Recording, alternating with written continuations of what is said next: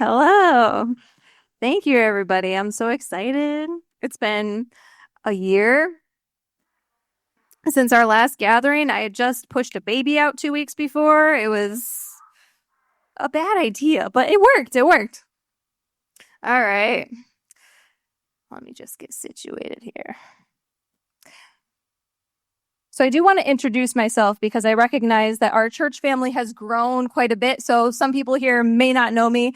And someone walked in today and said, "You're Mary's daughter." And I went, "Shoot, she knows me. I don't know her." So I'm just going to introduce myself to everybody and say that I am Kirsten Salgado, was Murphy, and I grew up at Faith Living Church, and I have been a part of Thrive for a very long time.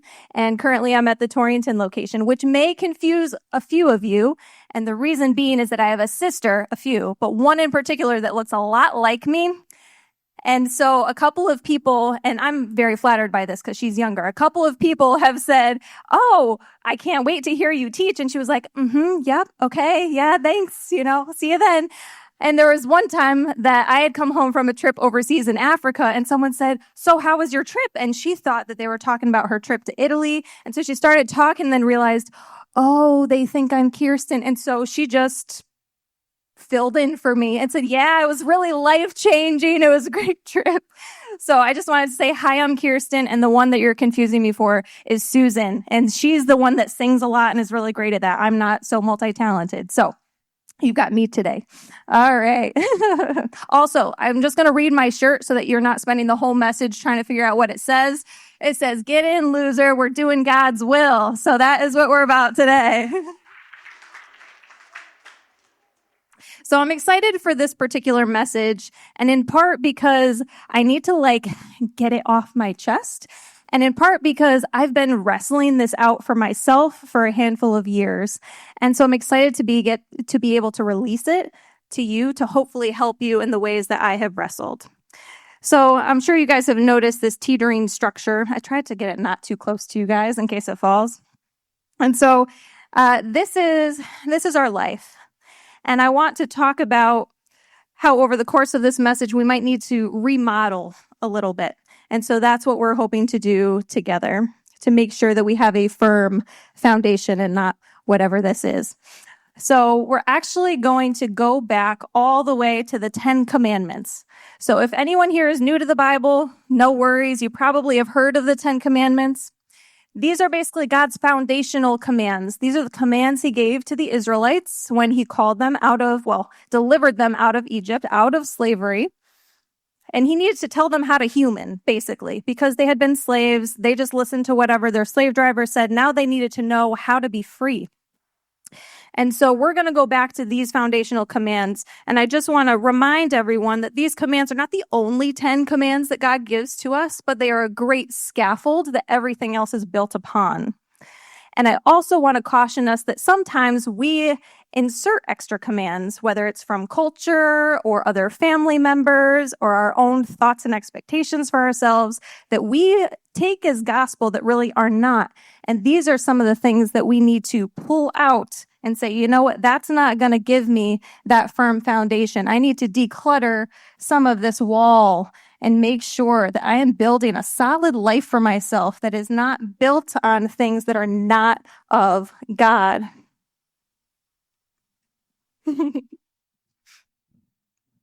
Oh, I lost my screen. All right, so let's get into the 10 Commandments. But before I do, I want to just give you the punchline before I get going too much farther in. In your notes, God does not want to put more on you. He wants to set you free to live a life of purpose. You can add this to your notes as well. 1 Corinthians 1:9. God is faithful, by whom you were called into the partnership of his Son, Jesus Christ our Lord. That was the name we were singing just before. There is no other name.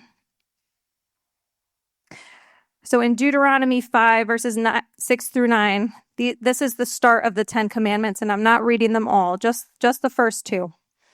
I am the Lord your God who brought you out of the land of Egypt, out of the house of slavery. You shall have no other gods before me. You shall not make for yourself an idol, whether in the form of anything that is in heaven above, or that is on the earth beneath, or that is in the water under the earth. You shall not bow down to them or serve them. Underline that. For I, the Lord your God, am a jealous God. And it goes on to instruct us against misuse of his name and neglecting Sabbath rest. I wanted to set the stage for us with this foundational passage because I have a concern, and that concern is what drives this message. I have a genuine concern that we in the room, that our church, that the broader church has made this next word into a sort of God and into a sort of idol, and that we have served it, and that we have used God's name to defend it, and that we have neglected the Sabbath in order to pursue it. And that word is calling. And right now, I feel tight in my chest just saying that out loud, because this is a word that has been very spiritualized and it does get thrown around a lot. And I know that as I was writing the message, I'm like, at this point, people are either sad, mad, want to fight me, are confused. And I just want to say, whatever you're feeling right now, appreciate what you're feeling. And I wish I could just hold everyone's hands at once and say, it's going to be okay. Just keep listening. Just keep listening.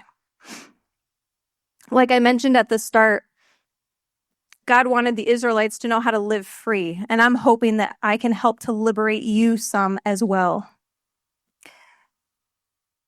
This also, as I mentioned at the start, comes from a place of personal wrestling. So let me share a bit of my story with you now. For the better part of my 20s, my schedule was filled with all sorts of things that I loved, that were fun, that I felt gave me a sense of purpose. I hosted Bible studies and small groups and played volleyball and volunteered overseas, and I was a nurse. And I served in various capacities in the church, including some campus leadership. And then I hit my 30s and I began to struggle. Specifically for me, I struggled after I had my first baby. While the plan to have a child was not by accident, it was thoughtful and intentional, it didn't strike me until after she was actually born that I couldn't simply go on living my life. I know, duh, but it just hadn't occurred to me that I couldn't keep working and serving to the capacity that I previously was with a baby in tow. For some reason, I envisioned that I would be able to do it all. But overnight, everything just changed. And in my new life ahead of me, if in the new life ahead of me, it didn't involve that capacity of service that I was used to, what did that mean about my calling? Did I have to put it on hold, or did it just have to wait until later? Or was I wrong about the calling all along?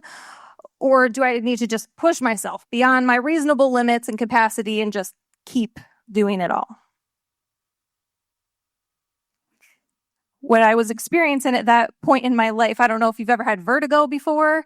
I've had a few bouts, but it emotionally and mentally felt like that, where like I thought I was standing still, but the room was just spinning and I didn't know where to look.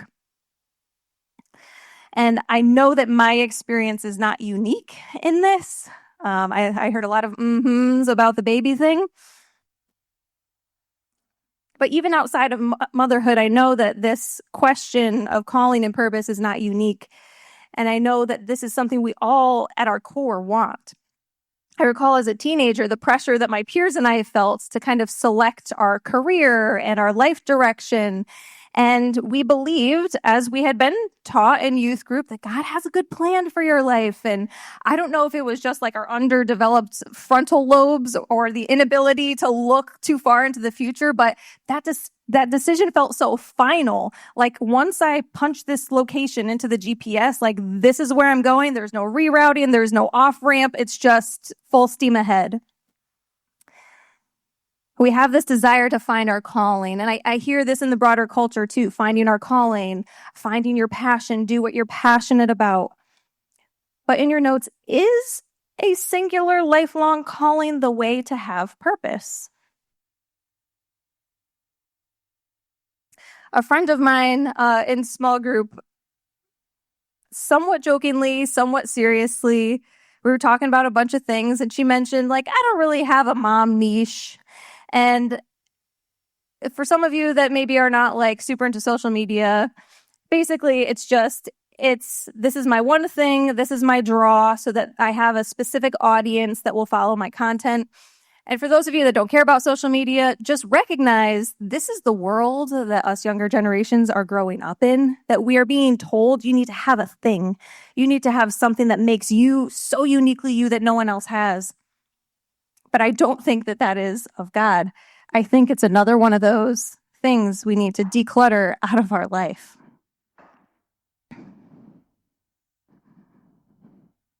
It's not God's design for us to be pigeonholed into one role indefinitely. Every single one of us has likely experienced a life change of some kind, similar to what I had. Something like a big move, a change of schools, a health diagnosis, a family disruption, a tragic loss, the kids finally moving out, or even biological changes, pregnancy, puberty, postpartum, all the things, menopause. Not yet for me, but I hear it's coming. But whether it's inside of our control or outside of our control, these things impact our lives massively, and they shift our day-to-day lives in ways that make us feel like our felt callings may have vanished. So how do we navigate this? In your notes, how do we keep ourselves from making an endless search for our individual calling into a God? Fortunately, we have the Bible. God gives us his word to reveal his will. So what's God say about calling specifically? Now it's time to get liberated. So here's the very first foundation stone for us to build our life of purpose on. Isaiah 28:16. Therefore, this is what the sovereign Lord says. Look, I am placing a foundation stone in Jerusalem, a firm and tested stone. It is a precious cornerstone that is safe to build on. Whoever believes need never be shaken. And the NIV says, the one who relies on it will never be stricken with panic. And that one just really spoke to me. We are called to Christ first and foremost. And I believe that's in your notes. Called to Christ. In ancient culture, it was understood as well that a cornerstone, that was the first stone placed when you were building a building, and then you kind of aligned everything else off of it. And just like Carrie was talking about alignment, we've got to get this right first.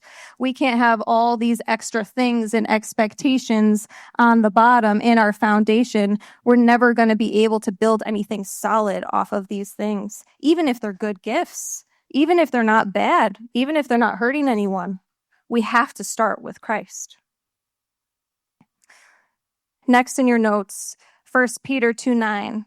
But you are a chosen people, a royal priesthood, and a holy nation, God's own people, in order that you may proclaim the excellence of him who called you out of darkness into his marvelous light.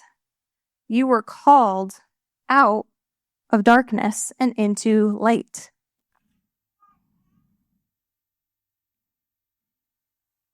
I highly, highly recommend reading all of that chapter, 1 Peter 2. Go ahead and circle and star that for yourself for later. I kept like, when I was reading it in context, I kept being like, oh, I'll just add this one. And then I'll just add this one. I was like, okay. No. I've got to just do this one verse. So please go back and read that whole chapter. 1 Peter 2. All right. The next thing we are called to in John 10:3-4. The gatekeeper opens the gate for him, and the sheep listen to his voice. He calls his own sheep by name and leads them out. When he has brought out all his own, he goes on ahead of them, ahead of his sheep, and his sheep follow him because they know his voice. In your notes, you are called to follow and obey Christ. So far, what do we have? We've got Christ, we've got living in the light, we've got obeying him. These are the things we build our life on and we build our purpose on. Moving on to 1 Thessalonians 4:7. God has called us to live holy lives, not impure lives. You are called to live holy. And holy is one of those words that you don't hear a lot out in broader culture. So I'm just going to bring the cookies down way to the lower shelf. Holy means special. It means set apart. And in a sense, it's something that's almost imperceptible. God has a level of holiness that we can't even wrap our heads around or put words to. But for us, we have this expectation to be more and more like him as far as we can understand, as far as we can discern from his word, to live pure lives. Galatians 5:13, you, my brothers and sisters, were called to be free, but did not use this freedom to indulge flesh. Rather, serve one another humbly in love.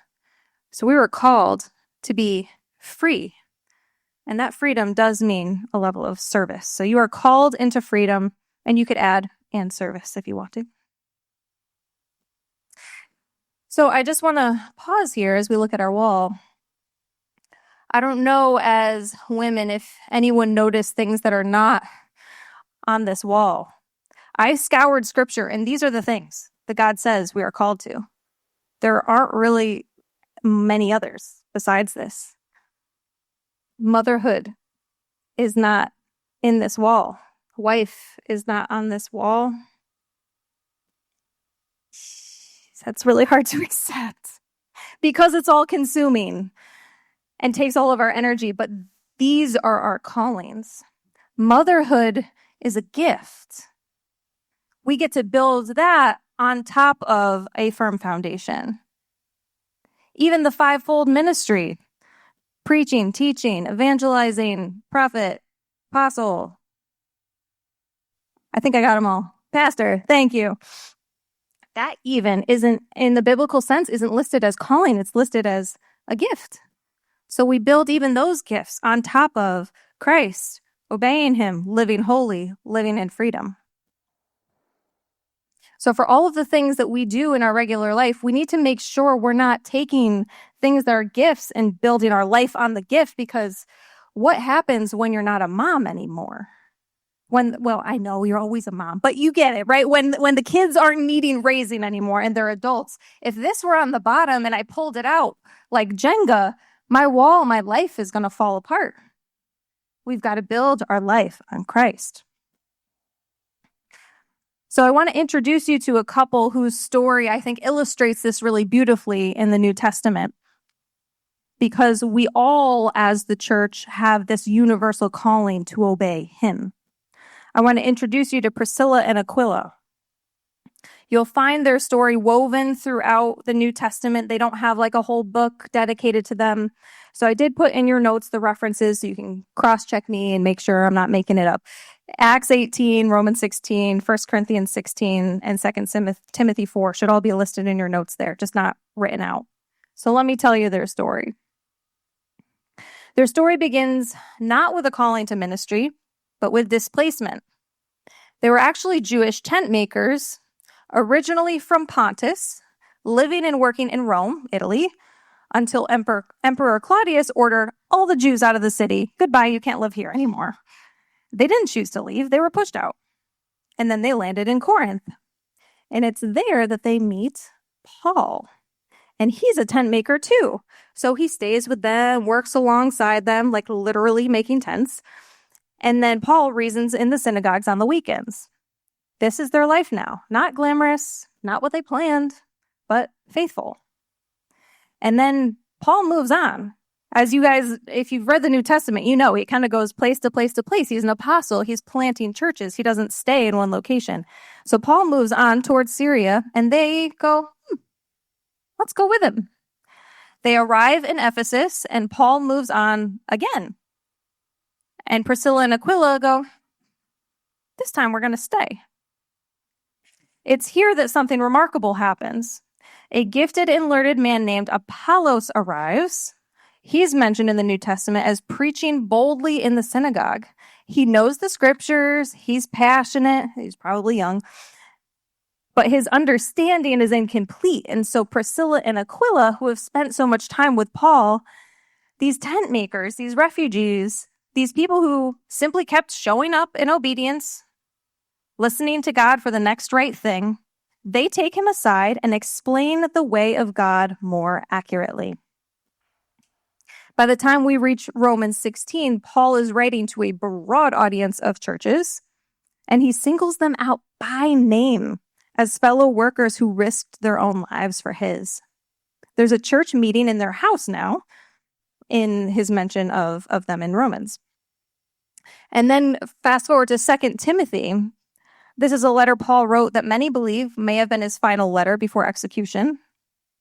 And he sends greetings to them again. So they've had this lifetime of faithful, present service.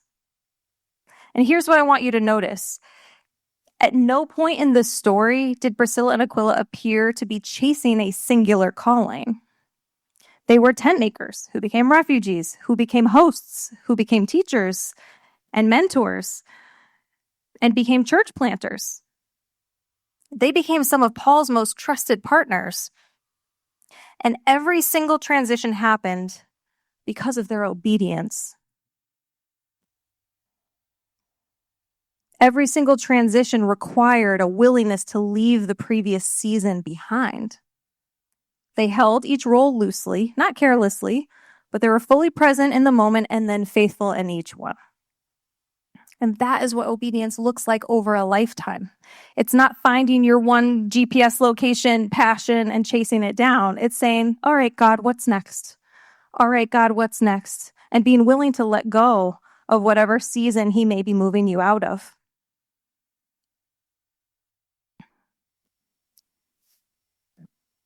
So we have a choice to make.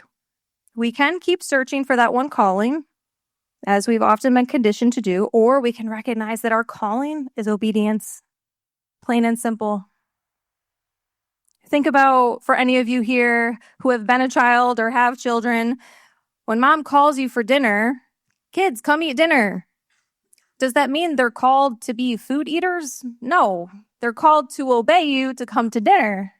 If you say, kids, come fold the laundry, does that mean that they're called to be laundry folders forever? No, they're called to obey you and fold the laundry. You're not saying that that one task is their life calling, but they are called to obey.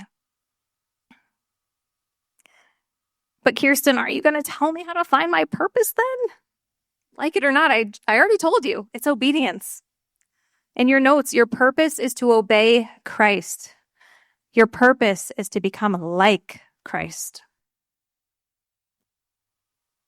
And the only way to truly live a life of purpose is to get in alignment with what God is doing in your life and your family and your community and in our world. That's what it is to live in submission to Christ. Think about it in these terms. For anyone here that follows sports, the coaches call the plays, right? They say, we're going to run this play on the football field. All right, now you're going to steal second. All right, you're going to bunt, right? Like the coach is calling the plays. What would happen if the players were like, nah, not going to do that? Living in submission to Christ means, all right, God, what's the next play? All right, God, what's the next play? And following through and obeying, getting in alignment with the rest of your teammates and knowing what your role is to play. But Kirsten, how do I know if I've made my calling an idol? So this is what I want us to think about. How do you know when it's time to leave or when you need to stay? I propose that you ask yourself this question if you're feeling unsure. What do I feel when I think about the possibility of this season being over? Do I feel fear? Because we know from God's word that God does not create us with a spirit of fear. We know from God's word that obedience is love. So if the thought of leaving a certain role or a certain season gives you fear, I think it's worth considering, have I been staying in this season for the wrong reasons? Because comfort is not a reason to stay, and fear of the unknown is not a reason to stay. If we stay, it should be because God has work for us to do, right here, right now. And if we go, it should be because God has work for us to do in that place. And I can't be prescriptive about this because I don't know what it is exactly for you. But I'm fully confident that the God I know and serve can give you the desire and the power to know and do his will. It may take some decluttering and remodeling in our minds and in our hearts. Absolutely. But I know if we get the foundation right, that God will never steer us wrong. And we will never have to be, as Isaiah said, stricken with panic when we move from one season into another. We'll never be freaked out when God says, okay, this way. All right, this play. All right, on we go. Because we will have developed a life of trust.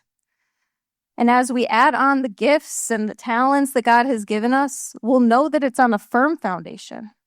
And that if something changes in our life that doesn't allow us to fulfill that role anymore or to do that gift anymore, that we're still going to be standing, even if I was a singer on the worship team and then my vocal cords went, or even if I was a mom and now I'm not, or even if I thought I was going to be doing something and that didn't pan out. Your life will still be standing because you built it on a solid rock. So I'm going to share a little story from my oldest. She's 4 now. A few weeks ago, I thought it would be smart of me. Still makes me chuckle. A few weeks ago, I thought it would be smart to prepare the kiddie pool before we went to church. It was going to be a really hot day, and I figured the water in the hose is so icy cold. We'll just fill up the pool, the little kiddie pool, fill it all the way up to the brim, and then by the time we get home from church, it'll be a comfortable temperature because I can't stand cold water. I don't even want to put my feet in it. And so I thought I had a great plan. And then we get home from church and Maribel walks into the backyard and she goes, Mom, it's gone. The water's gone. It's all gone. And I was legitimately shocked. I started running through the possibilities in my head. We've had some bear sightings. I was like, maybe a bear was playing in it, tipped it over, was really thirsty. Maybe it was really windy. We've had some of that going on. I'm like trying to problem solve. And as she walks up to it and I see like, oh my gosh, she's actually right. It is bone dry. Maribel goes, well, it's a mystery. And just goes off to do something else in the yard. And I think we need to pause and consider that childlike faith of just like, it can be a mystery. We're so stuck in our information age of like, no, everything is knowable, Kirsten. Right? Like, I'm that way too. Like, no, there must be a solution. We say things to people when things are unexplainable. We go, well, it's okay. Everything happens for a reason. Ooh, that's my ick. Don't say that to me. Don't ever say that to me. Because some things are not knowable. Some things are a mystery. Sometimes we will never know a reason why. We'll never see the other side. We'll never see the promise. Some things aren't cut and dry or black and white. But as we reflect on God's word and on his commands to obey, I hope we can talk to God honestly about these things and not be panicked if we don't receive that step-by-step guide instructing us on how to obey.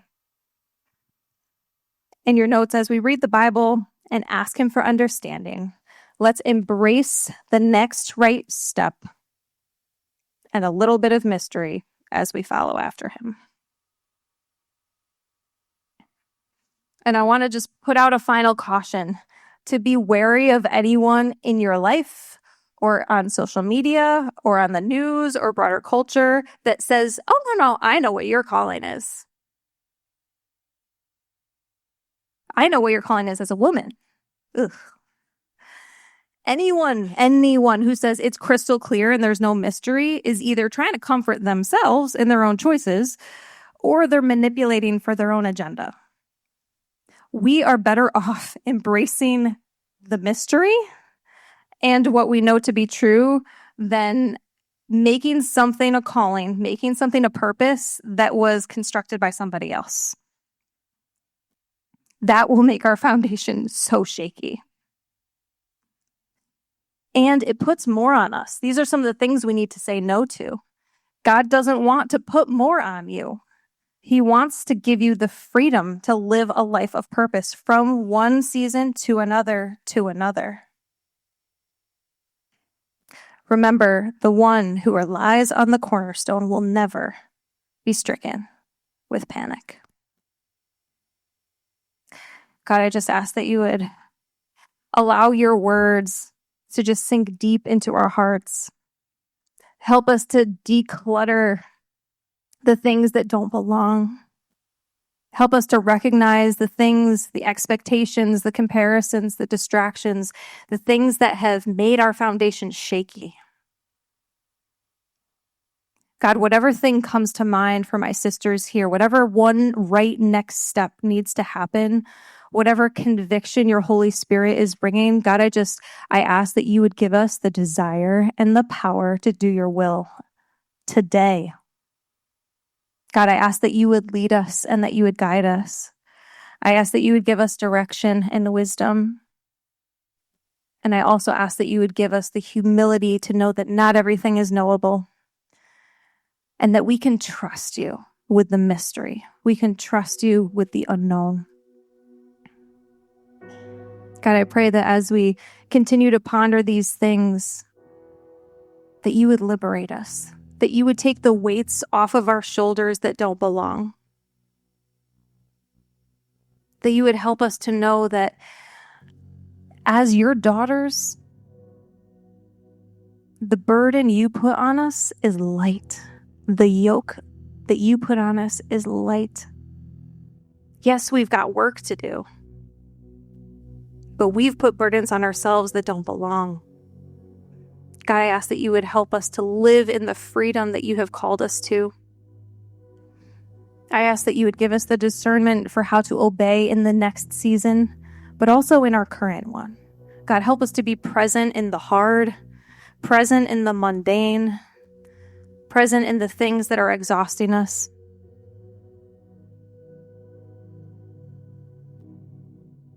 And God, you are so holy.